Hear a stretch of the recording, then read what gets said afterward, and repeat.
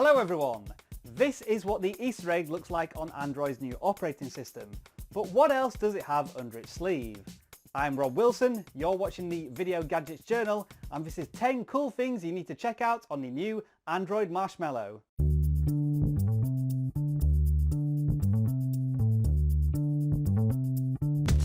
We will start with the biggest Android secret of them all. That everybody already knows about, since they do it every new version of the software. So go to Settings, tap on the About Phone, and then tap on the version number several times to reveal an M. Tap on it again to switch to a marshmallow, and press and hold to launch the Easter egg game. Somewhat disappointingly, it's the same Flappy Bird style game as last time, only the lollipops you have to jump through have been replaced by marshmallows. However, there is a little twist to this already difficult game. Before starting, tap the plus and minus buttons at the top of the screen to add more androids. And make it even harder. Simply tap with more fingers to jump each of your androids. In a word, impossible. Oh, except for this little guy. Go on, you're it. Oh.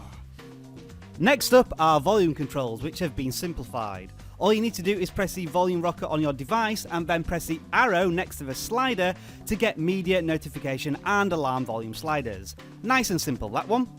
You also get a helpful USB notification when you plug your device into a computer, so that you can quickly switch between different connection protocols. Previously, these options were hidden deep in the device settings.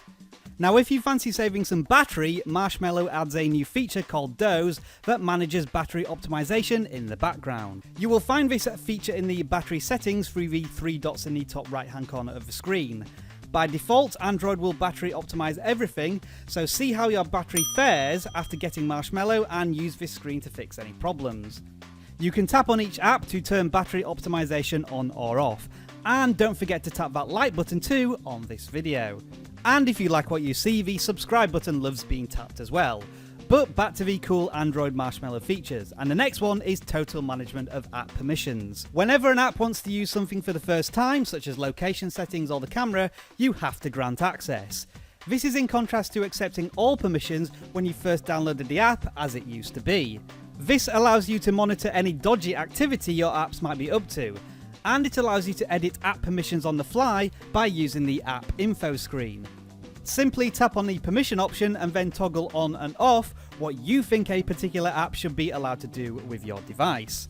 Now, if you own a stock Android device, such as a Nexus, you will be well aware of the lack of File Explorer built into the software. Well, Marshmallow addresses this. If you go to Settings and then Storage and USB, scroll down to the bottom, you will see a new Explore option. That option is a File Explorer, albeit a very simple one. It will allow you to view folders and files as well as play files or edit them with a long press.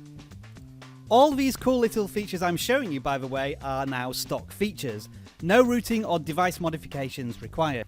Just like this new memory screen in the settings, which gives you average breakdowns of memory usage. You can even tap through to the memory usage on an app-by-app basis.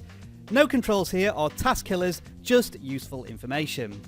What's also useful is the Android stock support for fingerprint scanners, but unfortunately my old Nexus 6 doesn't have one, so I'll have to leave that for another video.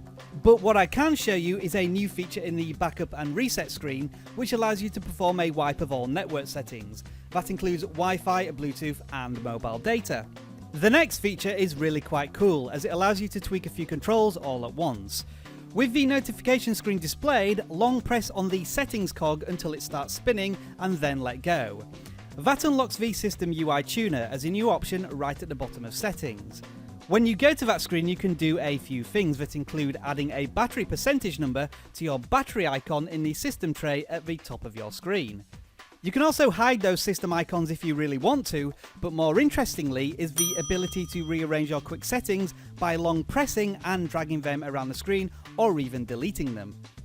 If you want to know more about the System UI Tuner, check out my dedicated video on it in the description, and if you know of any more non-rooted cool Android Marshmallow features I've missed, then share them in the comments below. Right, I think that's my quick settings editing complete, looking a lot more clean and refined, don't you think? Okay, moving on. Ever noticed how sometimes when you click on a link, your device will give you the option to open that link up with a dedicated application?